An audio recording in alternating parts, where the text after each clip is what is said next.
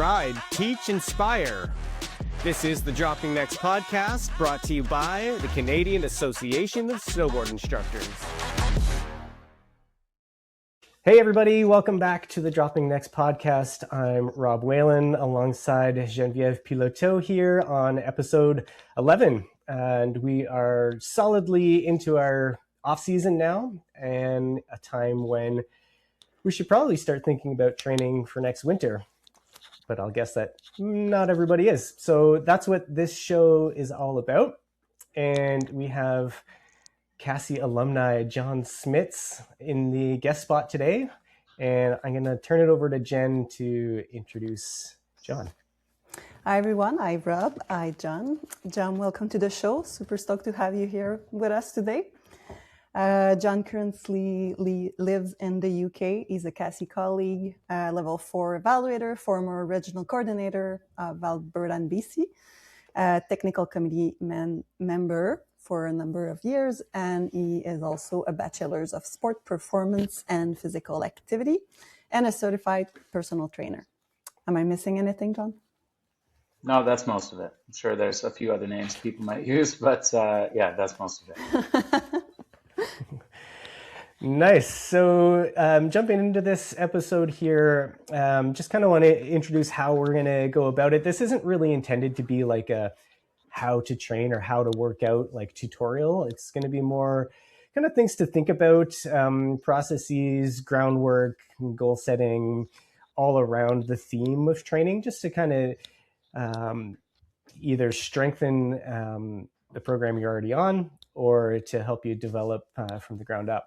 As usual, we have two sections of the podcast. First section is going to be a little bit more global, and then we'll hit the palate cleanser, and then on the back side of the episode, we'll dive into some more practical things to apply into your training. So jumping into it, I guess Jen talked about it a little bit, but snowboard podcast, CASI podcast. Tell us a little bit about your journey with CASI and how you got to where you're at now, a little bit of the journey. Well, thanks for having me. It's great to be here. I started teaching snowboarding back in 2002, 2003 at Rabbit Hill in Edmonton. I did a number of years teaching there part-time. And then as I was going to university, I decided I needed a little break to go to the mountains. So I took a year off, worked for a year at Sunshine Village, and then went back to finish my degree over the following 4 years, kind of stretching those last 2 years out. I'd go to university in the fall while teaching snowboarding in the winter. After working at Sunshine, I moved to Lake Louise, worked there for a number of years, worked my way up through the ranks, got to level 4, and continued to improve my evaluator level. And then one of the last jobs I held before being a regional coordinator, I was working with freestyle programs at COP in Calgary. So that was a really fun job, being out there working with athletes and kids that just wanted to go fast and not listen so much. Yeah, so that was the long and short of it, really. I started being an evaluator pretty early in my stint teaching snowboarding. I think it was my third year I got into evaluating, because at that time you could be a level 2 and become an evaluator for level 1 courses. So yeah, I was really fortunate the way that all worked out. I was able to get lots of experience early and just kind of maintained momentum as much as I could throughout my entire career. That's awesome. That's cool. I love the story. I don't know a lot about you, John. This is going to be a learning process for me too. We live on opposite sides of the country when you were in Canada, and you left CASI like the moment I came into my role that I'm in now. So we never really got to work together. So this is kind of exciting to get to know you on this level. The reality of that was I was starting a family. It's pretty hard for us. My wife is English. And my mom was in Edmonton. My dad was in Kelowna. We had some friends that moved away, and we just needed a bit more support raising the family. So I had to make the tough decision to walk away, and it was definitely a difficult choice to make. But we're we're in a good place now, and really happy with 2 kids here. Yeah, just living family life. Awesome. John, can you also tell us a little bit more about your profession outside of snowboarding, and what's your background in terms of how it relates to sports and training? So while I was in Canada, I primarily worked, as a snowboard instructor in the winter, bike mechanic, mountain bike coach in the summers. I did a little bit of personal training in Canada, but it was difficult to really pursue a career in that. Just because if you built up any momentum or steam and you got some clients in the summer months, it was difficult to maintain that in the winter when I was on snow full time. So when we moved to the UK, I found an opportunity locally to work at a chiropractor's clinic as a personal trainer. And that way I was actually getting pretty consistent hours, and able to kind of hone my craft in the new area. So I had already had a certification in Canada, but I recertified under a British organization and just kind of got to work here. And that was actually a really interesting population to work with, because most of the clients were people that came into the gym or came into the chiropractor's office because they had some kind of issues and pain that they were dealing with, and had since been cleared for exercise. So frequently, most of the sessions were group sessions, with either 1 to 4 people in the session, and we do, some basic mobility, and a lot of them some strength work and a little bit of conditioning as well. So most of my expertise in the last couple of years has been working with older populations, kind of people 50 years old plus. But it's great to see the progress some of them have made over the years. And, similar, it's a slower burn to teaching snowboarding, probably not so sweet as watching someone make their first turns, but it's a longer game when you see someone progress, improve in strength and their capability of movements. And really the best thing is hearing about the improvement of their quality of life. They're standing taller, they're walking further, they're enjoying time with their grandkids, climbing mountains, doing things that they didn't think they could accomplish without support of a personal trainer and the other therapists at the clinic. That's cool. That's a pretty cool mission to accompany people with their journey and training. And I guess prior to that, what initially got me into personal training, I should say, I just grew up playing lots of sports. Thought I was going to be a phys ed teacher in Canada, and then I got caught up teaching snowboarding. So that's why I went into the phys ed faculty and decided to pursue sports sciences as a degree, and it's great. Learned lots of practical stuff, most, if not, just for keeping myself healthy and active for a lifetime. And I think that's really paid off, helping me get more out of my own time on snow and sports. And it's wonderful to be able to share that knowledge with other people. And also filter that through the teaching snowboarding. Talking about snowboarding, are you still shredding in the UK? Well, the shredding in the UK is quite limited. There's dry slopes, a couple snow domes, and some small ski areas that very rarely open in Scotland and Wales.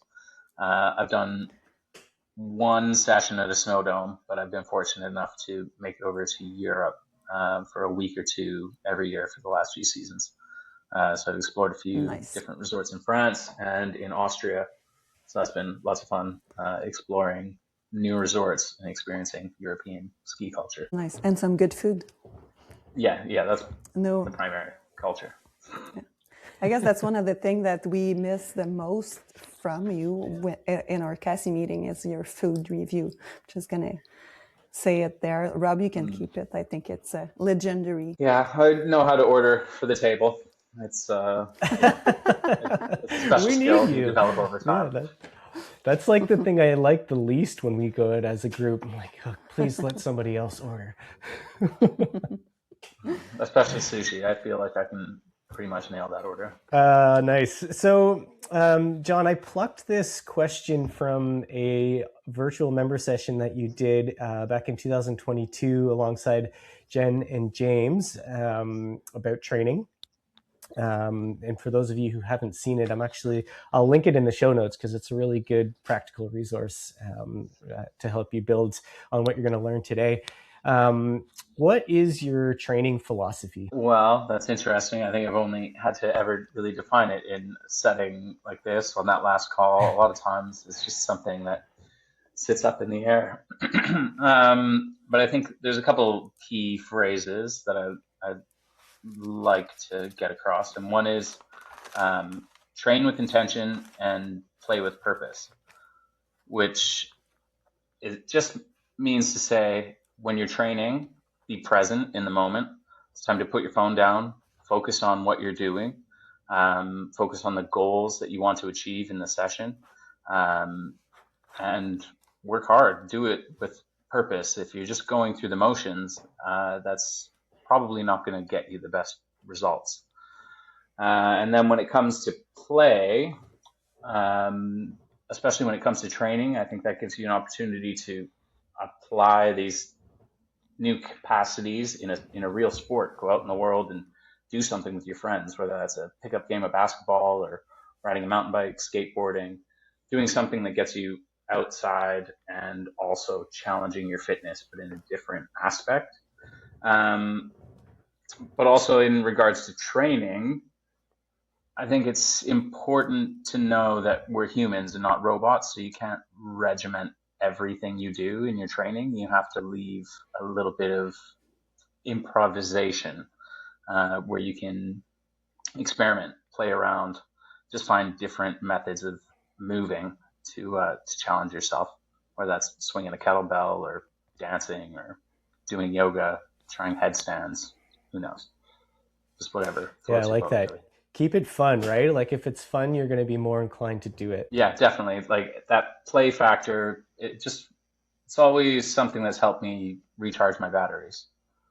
And then the other phrase that I, especially working with the populations at the clinic, a little bit older and getting a little wiser in my own training, is simply put, work hard and be kind to your body.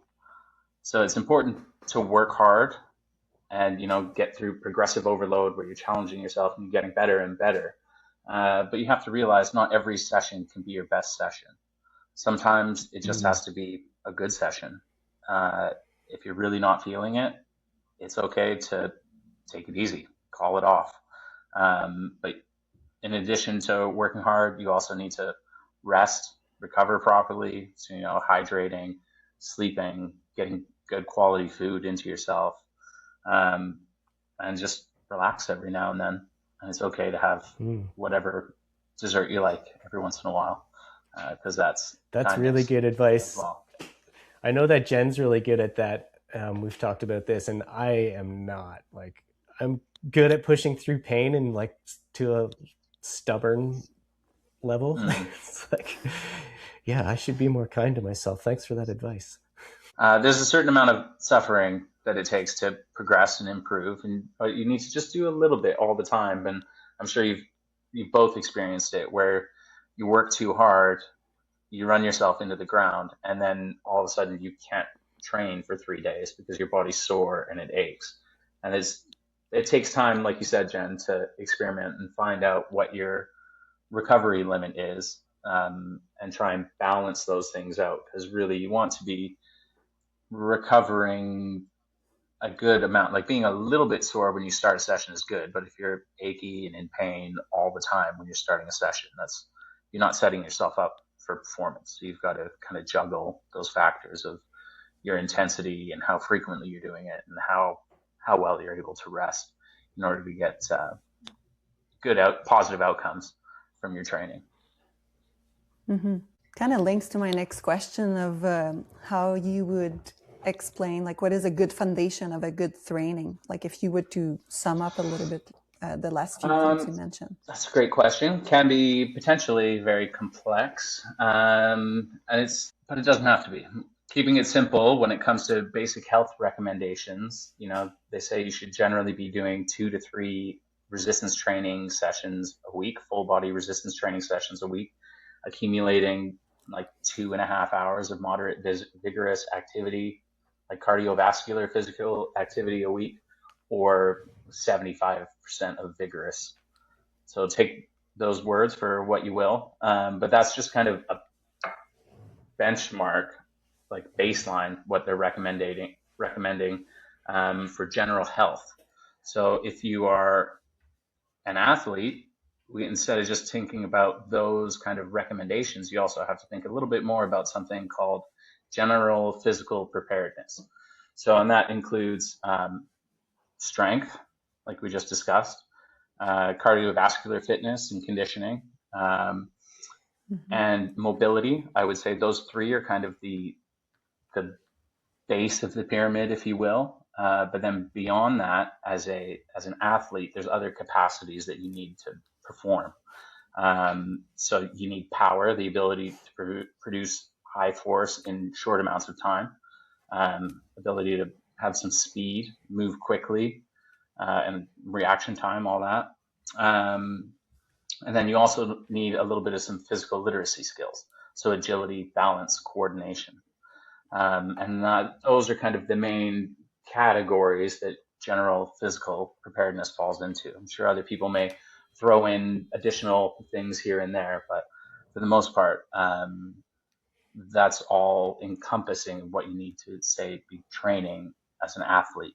And that's a lot. That is a lot of different capacities to try and improve and work towards, especially for a lot of people with limited time.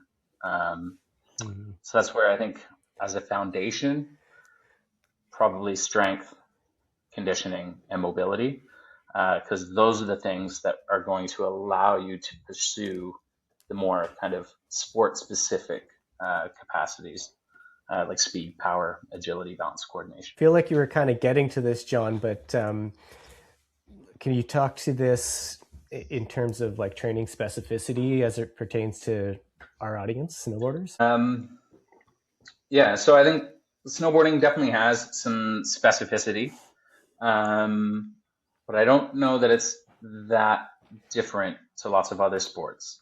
You know, it's not the same as, say, football or hockey, a contact sport where you need to have mass and huge amounts of power. It's predominantly a lower body sport. You need reasonable cardiovascular fitness so you can survive riding long mogul runs, top to bottom runs, get lots of training in for people who are working at higher levels. You need some upper body strength to be resilient and resistant to injury when you have some inevitable falls. And then you're also going to want a little bit of that speed, power, agility, balance, because landing off jumps is difficult. Popping up and onto rails, all sorts of things like that are going to kind of vary the demands that you need to put your body through. So I guess all that to say as well, some of it depends on the type of snowboarding that you want to do. You know, if you want to do heavy freestyle, that might be a little bit more specific than, say, someone who's going to be doing more carving-based riding, or just free riding all the time, or someone that's ski touring up a mountain to access their free riding. Those are all going to be different types of fitness and capacities that you're going to sort of prioritize. But I think when it comes down to it, if you're training as a snowboarder, you got to think of yourself as an athlete. So eventually you're going to have to do some of that speed work, speed and power, jumping, and then working on agility, balance, and coordination one way or another. And I think a lot of times, though, you can sometimes gain those skills through crossover sports, be it mountain biking or skateboarding, or even playing tennis or paddle, or some kind of sport that just gets you out moving and changing direction. And then I guess one thing I didn't mention is the rotational component as well. That's also something that, you know, we think is very specific to snowboarding, but if you actually watch a lot of athletes doing their training programs, there will be some kind of rotational component to it. Lots of those things that can be touched through cross training, like you name lots of sport, but that's really what is cross training. Really is like transfer skills from one sport to the other. Yeah, and actually, like with college athletes now, the scouts are looking more for athletes that have played multiple sport because they believe they'll be more resilient against injury. They have a wider diversity of sporting experience to pull from. So Yeah. a wider sampling of sports is good for you. Plus, it's just good for your brain. Yeah. And Switch things it's a up. lot more. Yeah, it's a lot more of a practical way to develop some of those skills and capacities other than being in the gym.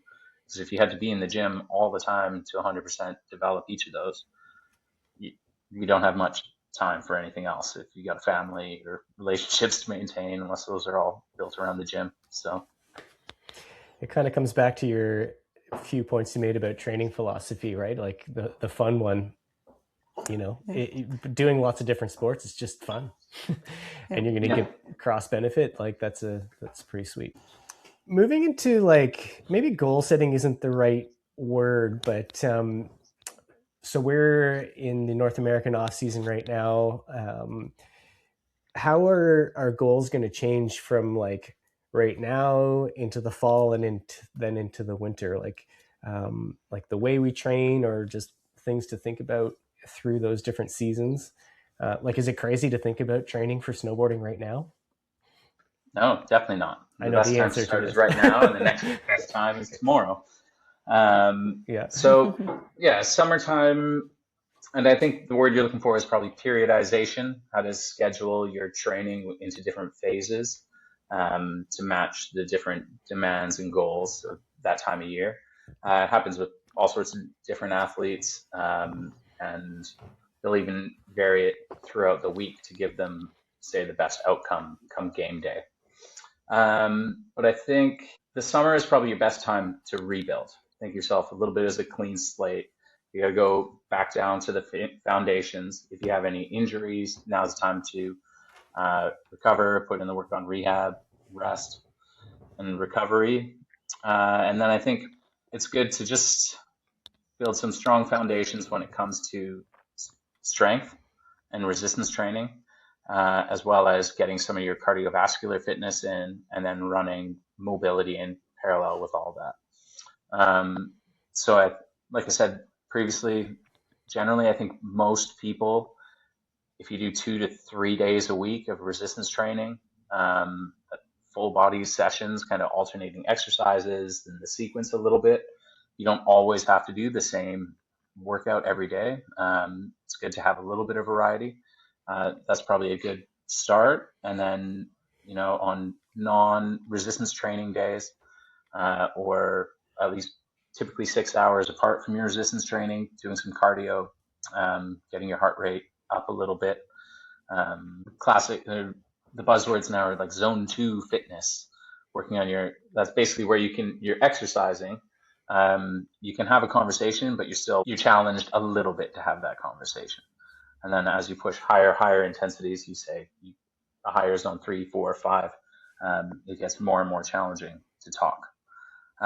So it's good to when it comes to cardiovascular fitness and conditioning, good to have a mix of those throughout your week as well. But when it comes to goal setting and like anything, and periodization, it kind of depends what your starting point is. So it's hard to answer very specifically on what each person should be doing for their training, but generally, I think good time to think about improving strength, get in the weight room again, or learn how to lift some weights if you've never done it before. Make sure you're doing some cardio and get that mobility in. Like 10, 15 minutes of mobility a day goes a really long way. Yeah, that's sweet. And it's not about, like answering the question for everybody right now. It's more like, and you answered it, is, let's give some parameters for people to even think about all of what you're talking about. And it sounds like, okay, well, figure out what your baseline is and figure out where you want to go with it. And then kind of, it gives you a starting point, and then you can build on that through the off season. Yeah, and I think it's an important one. Like I was hearing you mention a few times, like to vary things up, and have a little bit of variation in your training, because it does avoid some of the plateaus that some people could get into in times like when you're constantly repeating the same movement and the same training for a certain period of time.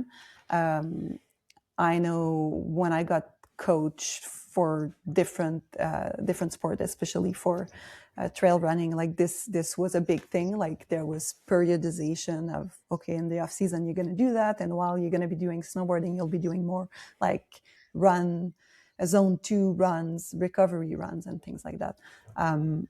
It's what was I going to say with that? I was going somewhere. So avoiding the plateaus, and that's where a good coach can come and help you to build those training, but also considering your previous experience, and it's built through the years. Like your first year of training towards something new, well, your second is going to build on that, and you're going to revisit some of the movement, but you might add some of the variation. Is that variation? I think variation is just a great way to keep things fresh for yourself. But if your program has too much variation, then it's hard to kind of track your progress. So it's good to have a certain amount of consistency as well. If you run completely different routes for your 5K, you shouldn't expect yourself to get the exact same time. Maybe they have different hills or wind, heat, time of day. Those things can all make a difference. And when it comes to resistance training, just switching the order of your exercise is a good idea as well, because if you always do your exercises in the exact same order, your body will kind of learn to prioritize whatever comes first, and then those exercises later in the session, you'll be less able to kind of push yourself through the session. So variety is important, but also so is consistency. So constant variation, but not too much variation. So I've started to mess around with kettlebells a bunch this off season. Really enjoying it, but naturally because of that, that's like I open up Instagram and that's all I see. It's like all these different things you can do with kettlebells. Have you been trying them all? Well, this is my question, right? So how do you vet? Or should you just completely ignore this? I guess, what's your take on, these fitness influencers that are finding their way into our reels if we just think about the word kettlebell? Yeah, that's a big question. Kettlebells are great. And generally speaking, a lot of what's out there, just use it for inspiration. If you find something useful, take it on. And if you don't like it, then just ignore it. But just be aware of your own bias, and that's also partly what feeds your algorithm from what you hover over just a moment. And you think, oh, so good to try and balance the feed. Maybe go out of your way to find some different perspective from time to time. There's a lot of people producing great content out there. I think the important thing to maybe weed out the not so good ones is just be aware of anyone that's selling a program that claims to solve a problem and fix everything in a short time frame with subscription fees and all sorts of money and something else that comes along with it. But yeah, there's tons of great content creators out there. And ultimately, when it comes to fitness, if you're moving your body and you're challenging yourself, you're going to be making improvements. So if you like doing it, and it keeps you moving, then enjoy. Solid. Good answer. I like that. Sweet. Well, we've come to the palate cleanser. I know, John, this is the moment you were looking forward to, and we're going to start things off here with a hot take. Are Vans the new dad shoe? Oh, that's a great question. I just bought myself a pair of Vans for holiday, but I also have my toddler wearing them sometimes. They're not great. I know the toe box is not very wide. So that pinches your feet in and leads to an unnatural gait. Although they are very flexible, and so they do require your foot muscles to be in use. Maybe only just so for maybe cool people dads. should cool dads. Okay, that's good. I like that answer. Yeah. But there are some great New Balance sneakers I've been eyeing as well. This is what I knew it was going to go to New Balance. They have a huge skateboard team. And they're the classic dad shoes. worked in Sport Check briefly, and a lot of the shoes I sold, the majority of what I sold was New Balance sneakers to dads in cargo shorts. But they knew they could come in and get a pair of fresh New Balance in 5 different sizes, 5 different widths, and we had whatever they needed. So it depends what fits your foot, really, what makes you feel comfortable. Cool dads in Vans, other dads in New Balance. Okay, got it. Yeah, I'm sure other people will argue and die on that hill for whatever shoe company they want to rock. But yeah, that's the whole point of the question. Yeah. Well, I gotta say I'm sold on the New Balance. I just got myself a new pair, but yeah, I like the Vans for their look. All right, next question, because we can talk about fashion for a long time. Go to your go-to off-season sport. Off-season sports. I personally love mountain biking. I feel like it's a great opportunity to work on your cardiovascular fitness and then develop a lot of skills that you use when you're snowboarding, line selection, terrain, speed management, change of direction, jumping, pressure management, all sorts of those things are really fun. I've been skateboarding occasionally. I just have a handful of tricks that I repeat and try and stay pretty safe with. But the other one that's tons of fun, and in Canada there's tons of pump tracks pumping up, no pun intended, popping up all over the place, and that is honestly one of the most fun forms of fitness that you can do. Just keep yourself moving, working on a lot of the same snowboard skills. Last one, perhaps less serious, but what's on the grill? Oh, a variety of things. A lot of chicken, really, just with different spices. But getting into pulled pork and trying to do some smoked brisket. So yeah, I'm officially out there barbecuing in my Vans with my cargo shorts, on full dad mode while sitting on a mountain bike. Yeah. That's awesome. That's awesome. Well, cool. Let's jump on to the back end of the episode here. And I was just kind of looking over what we'd prepared. And the first part of the episode got a lot more practical than I was expecting. But looking back on the questions, I guess I shouldn't be surprised.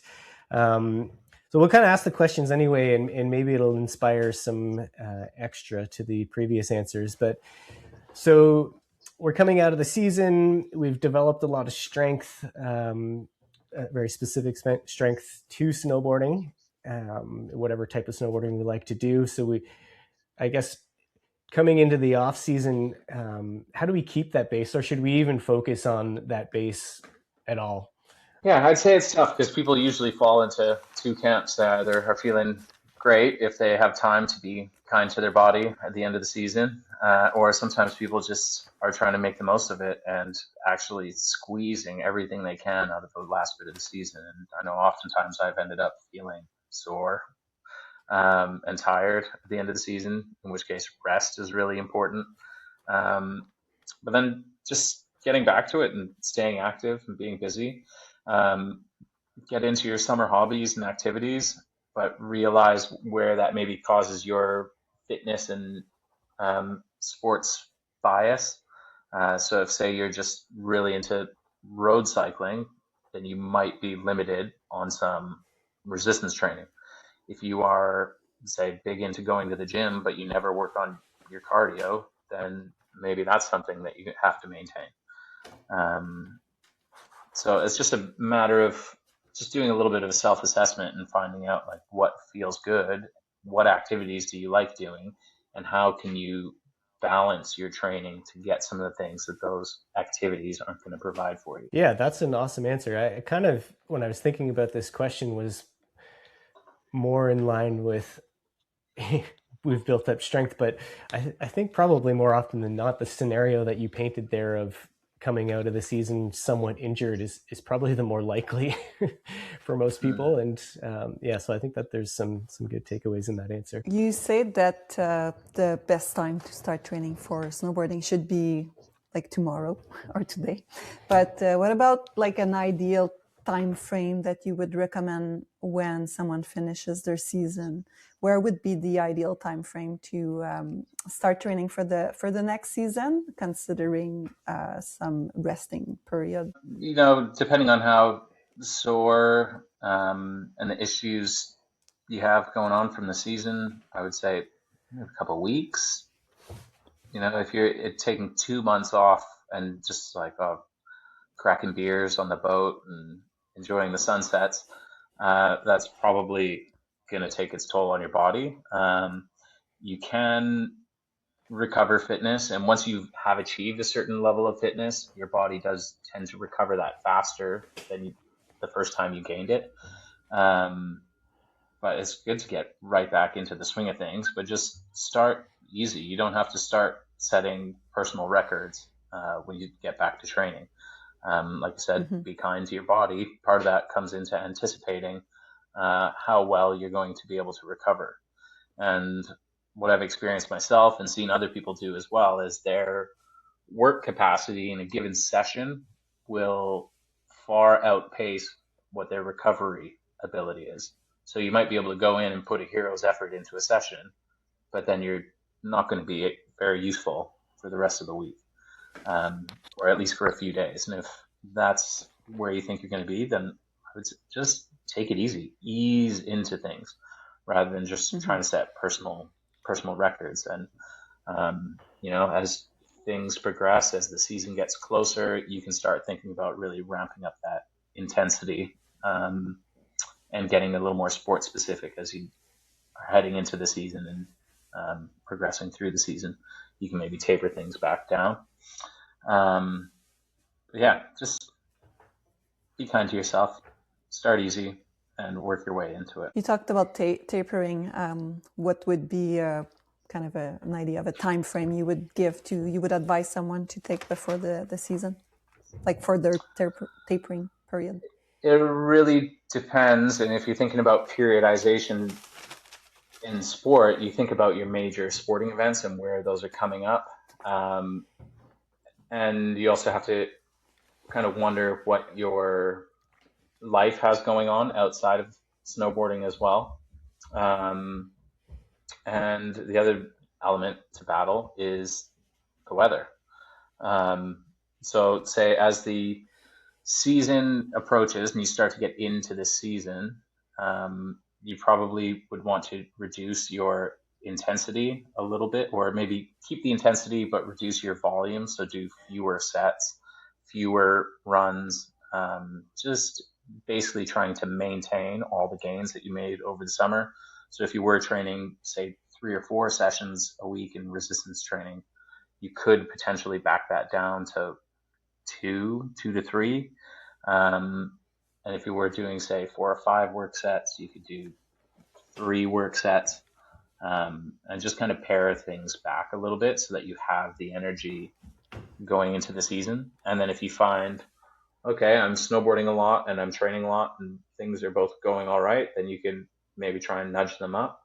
Or if say you've got a course coming up, a really busy time when you're on snow lots, if you're teaching high-end stuff, whether that's courses, gap programs, and probably a good time to pare back on that training before you go into something intense. You don't necessarily need to eliminate it entirely, but good to just keep things in perspective. And I was thinking about training in the Bow Valley in January.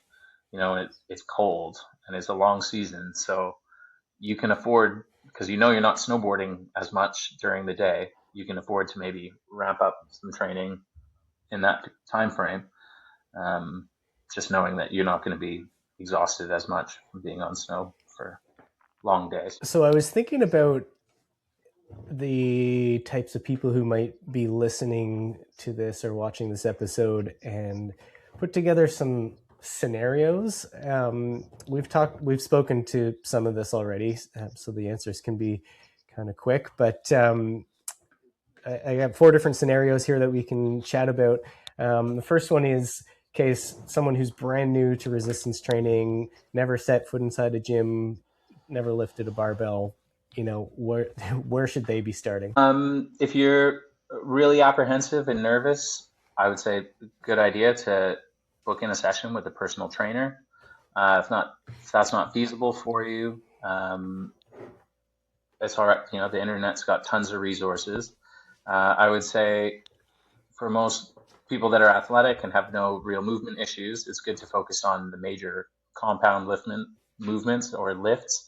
Compound movements are just multi-joint exercises, such as squats, deadlifts, horizontal push, which would be a press up or a bench press, a vertical push, which is like a shoulder press up overhead, and then vertical pull, a pull up or chin up, and then a horizontal pull or kind of a rowing motion.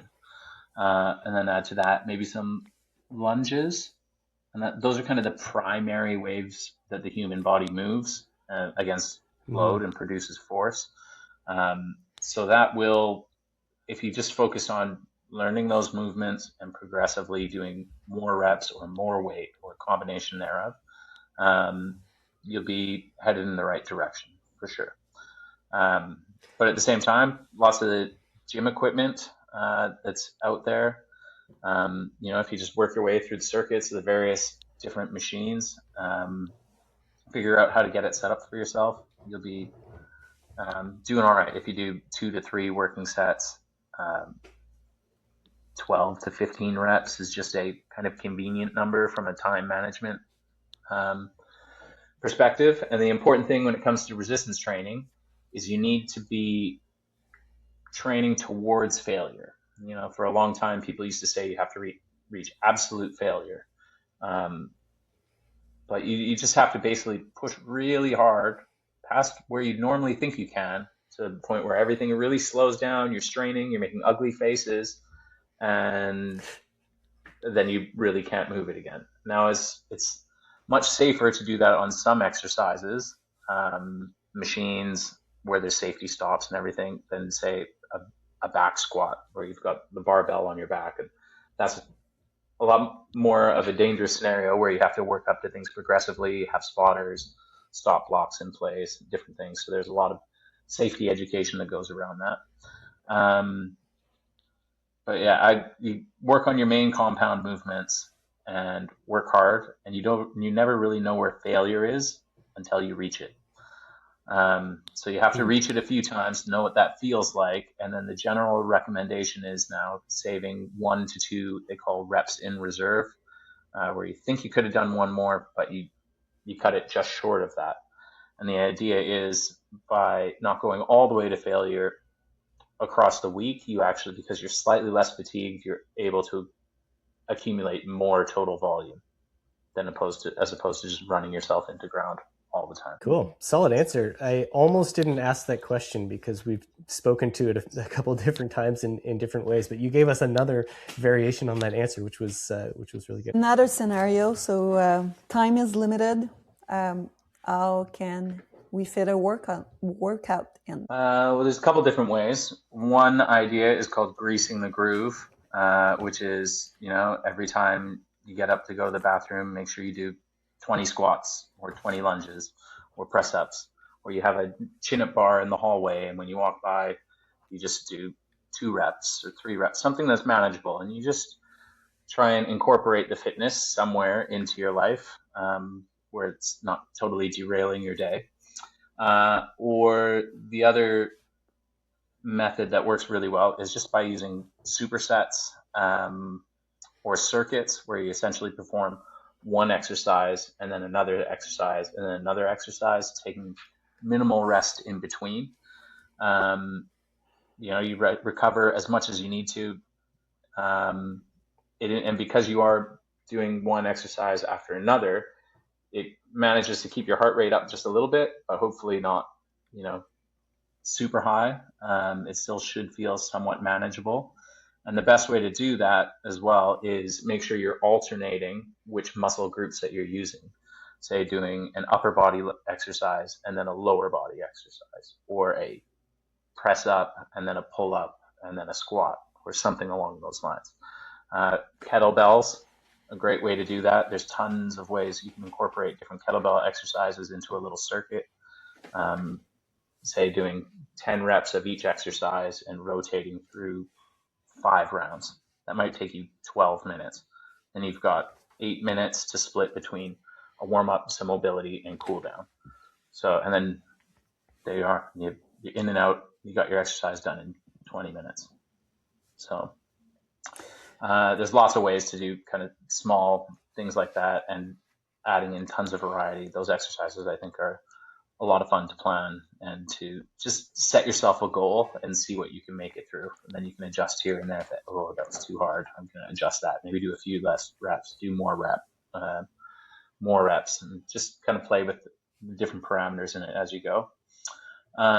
Another fun one kind of from CrossFit is an every minute on the minute. Set yourself a certain number of reps that you think is going to you'll be able to accomplish in, say, 30 to 40 seconds, and just kind of go for that. So whether intervals or every minute on the minute, or just doing rounds as quick as you can, or do a round, rest as much as you want to, and get back to it. So yeah, there's lots that can be done. I think there's lots of productive sessions you can do sometimes when you're time constrained. It forces you to cut out all the other BS that you might otherwise do if you were trying to sit in the gym for an hour. That's awesome. And that comes with a bit of planning, of course, and maybe using some tools for different people. I know there's a lot of people that I know, including myself, I've been trying some different apps at time just while on the road, just to switch things up a little bit, and not necessarily having access to the gym all the time. I would be doing some body weight exercise, and as much as I have like my kind of library of movement, it's good to learn some new stuff. So do you have any specific apps or things that you would recommend? Or I like there's tons out there, but is there like anything? No, more the ones that I've got on my feed are more heavily kind of sports influence, power athletes, some bodybuilders, and I don't have any experience using them, so I couldn't say. But if it's challenging you and it keeps you moving, then great, go for it. But yeah, you can accomplish a lot at home with next to no equipment if that is a big hurdle for you. So you can always find some way to get active and stay busy. What are some age consideration in training, John? Well, when it comes to training as we age, one of the biggest factors is recovery time. We just don't bounce back like we used to. And in order to accommodate that, it's important to adjust your training volume. So the amount that you're training, say how far your run is, and maybe your frequency, how often you're doing it. And then also maybe just tone. You can turn down the intensity, but the other thing is maybe keeping that intensity up, but doing it for shorter durations. And I think that will just allow you to kind of recover and get back to it and maintain a reasonable quality of life. If you feel like your training is poor, and you're just not quite getting the results that you want, then maybe doing a more low volume and high intensity program is potentially beneficial for you. And then the other thing to consider is, as we're talking about variation and trying new things, just be aware that as we age, new training stimulus, new training methods, you just want to maybe go about them with a little bit more caution, just in case they cause an old injury to flare up. But yeah, generally stay busy and stay active as you age, especially with the clientele I've been working with. Motion is the lotion. So you keep yourself moving and make sure that you are getting that mobility and strength training in as well. You've been giving me some good expressions here. Motions is the lotion, greasing the grooves. Like I've been noting them. Greasing the groove is a sweet one. I like that one. So I usually come out of the season feeling pretty asymmetrical. Kind of struggle to, get out of that. Like my front leg feels stronger than my back leg, or like my mobility is better in one direction than the other. Like what's maybe this is not something that other people like, so this is a selfish question. Like what's the approach there? I think part of it is maybe trying to do some more maintenance as the season goes on. So try and just be aware of the conditions that are causing that. Um, and then what are kind of the symptoms, treat the symptoms, and maybe try and counteract the causes a little bit. So maybe, Rob, that means riding with your camera a little bit less, riding switch. I'm joking. But yeah, some riding switch I think is a big one throughout the season to help. And as the season ends and you want to continue training, doing more kind of one-legged or single arm stuff, things that involve a little bit of rotation, potentially like some side lunges that force you to go back and forth, or Cossack squats, I think some people call them, with some assistance, some single leg squats, but those are pretty heavy loading, and if you're not used to doing them, it can be quite a challenge. Great exercise for some rotation in posterior chain or your glutes and your hamstrings would be a kickstand Romanian deadlift. That's kind of where you're standing on one foot primarily, the back foot's behind you just for a little bit of support, and then you hinge at the hip, you fold forward, and you kind of reach down with the weight to try and set it down on your front foot and stand up again. Single arm rows and probably lunges. I'm just taking a wild stab at it. Where are you tight? Where do you feel the asymmetry is coming from? Well, I think a lot of what you just said there are we is, talking hypothetical? well, it was like one of those asking for a friend situations. I do definitely come out of the season feeling that way. What I like is that you didn't automatically go to what to do now. You went to what to do before it happens. I think that's the key takeaway, at least for me anyway. And that's something where, say, those core compound movements, the squat and deadlift and pushing and pulling, they're all kind of in the same plane of movement. They don't necessarily have rotation component to them. There's no balance. So they have their limitations. They form a good foundation, but they're not necessarily going to help with all the corrections. So that's where doing exercises where your stance is offset, like a single arm cable row, where you say you're pulling with your right arm, but your left foot is forward, and vice versa. Things like that, where you're just kind of mixing it up and you're incorporating different planes of movement and motion with an offset stance, and can just help your body encourage some rebalancing. Yeah, sweet. I love that answer. Nice. So moving on, we've talked a lot about types of equipment and, if we're using it in the gym or otherwise, what are some considerations for people who want to build out like a bit of a home gym? Obviously there's like a budgetary factor, but just like a simple setup, what are some things that people should be thinking about? Yeah, certainly resistance bands go a long way. Those are good for all sorts of corrective exercises, rehab, and if you do enough of them and holding them and going for long times, isometrics, they can develop and build strength. They won't build strength in the same way putting a big stack of weights on your back will. But you can get a lot done at home with some kettlebells, some dumbbells, so just weights in either hand, a pull-up bar, and some kind of a TRX system or a suspension training system, zaps, tie-down straps, and some Olympic rings, or something that you can fashion handles out of. Because with those, you can do tons of different exercises. You can do kind of a pull or a rowing movement on them. You can hook your feet into them and do crazy mountain climbers and press up variations. You can do kind of ring dips and all sorts of different calisthenic based things with those. So I think, yeah, you don't need much at a home gym. Just some kettlebells, resistance bands, pull up bar, and that suspension system. And then everything else is kind of gravy on top of that. The more options you have for weights that you can use is beneficial.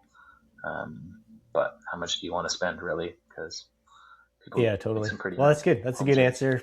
Too easy. No excuses. What are some good resources you would recommend apart from getting access to a personal trainer or hire a personal trainer? Well, mostly, on Instagram, that's where all the influencers live. And I don't love the name influencer for them because I think a lot of these people are actually experts in their field that have resorted to social media as a means of like growing their brand, um, helping them develop their businesses, or they just want to help people. Um, so some of these people that I have in mind are far more than I think than just influencers. And I'd say probably one of the first ones is Kelly Starrett from the Ready State.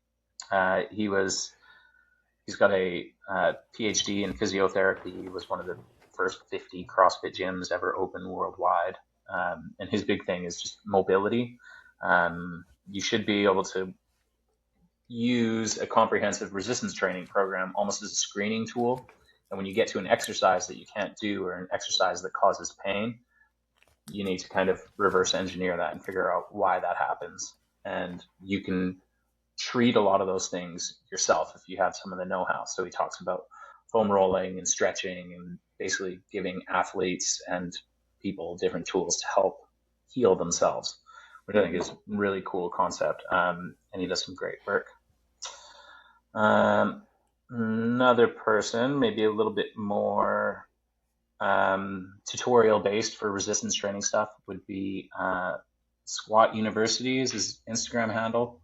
I think he's also a physiotherapist, but very much based in the strength world, and does some good corrective exercises, but also just instructional videos on fitness and sports and that sort of thing. I'm sure some of you have seen Steve Magness. He's actually a little bit more of a cross-country track and field coach, but he's essentially just talks about how consistency is king when it comes to performance, and how a lot of cross-country athletes actually don't need to put in the crazy sessions that they do. It's just about showing up time after time and managing more realistic volumes. So he's good just as far as giving you something from that more cardio based, not necessarily specific, but just sports philosophy as well. Then there's another guy that does really cool work with kids developing athleticism. His name's Jeremy Frisch, Frisch. And he basically talks about, training kids to sprint and run and change direction and be athletes. But he just makes it a game of everything. And the sessions that he runs with these kids look like nothing but fun. And so that's something, as much as, nice. Training can be really serious business. Like I said, I think having an element of play, even as we age, in our sport is really important. And especially in a sport like snowboarding, where it's not necessarily all about symmetrical lefts and rights all the time. You need to be able to kind of put your own spin on things. So yeah, he's a pretty inspirational person. And then another two, it's a couple that are actually a little more snowboard specific. Seems to do some pretty cool work, is the mobility duo. I think, yeah, they do a good mix of content and have some snowboarding and practical things and injuries, things to look out for. So yeah, there's a big list, and there's tons that I follow, and yeah, there's no shortage out there on the internet. But I think that's probably a good list for now. Nice, that's a solid list. And just to add to that list, I mentioned it earlier in the show, but back in, I think it was 2022, we did an online member session, which I'll link, with yourself, Jen, and James, which was a really good one. And then last season, I think it was in the fall. Hey, Jen, you and Melissa De Silva from the National Tech team, or maybe it was in the summer. Yeah, in July. In July, did a cross-training online member session as well, which was really awesome. So both of them would be worth checking out. They're on our YouTube, easy to find, but I'll also link them in the show notes so people can check those out on top of the ones that John mentioned. I think that's a good place to end it. We touched on a lot of really helpful topics there. I thought that was a really insightful episode. It's going to help our membership come into next season a little more bulletproof, which is awesome. So thanks a lot, John. Thanks for joining us today. That was rad. And to the guests, thanks for tuning in once again. If you've made it this far into the episode, thanks so much. Please be sure to pop on and give us a review, hit the 5-star, whatever it takes to help us continue to build this. That would be awesome. And if there's anything specific that you want to talk about, please feel free to email us at podcast@casi-acms.com. And that's it for today. And we'll see you in 2 weeks with our next episode. Thanks again, guys. Thanks, John. Thanks, Jen. Thanks, John. Thank you. Thanks Rob. for having me. Now we cue the cool music that ends the show.